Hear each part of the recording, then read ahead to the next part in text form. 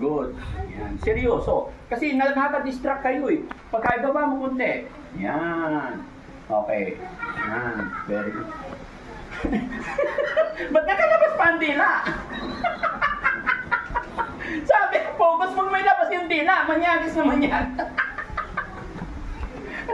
Lumalaki pa yung mata.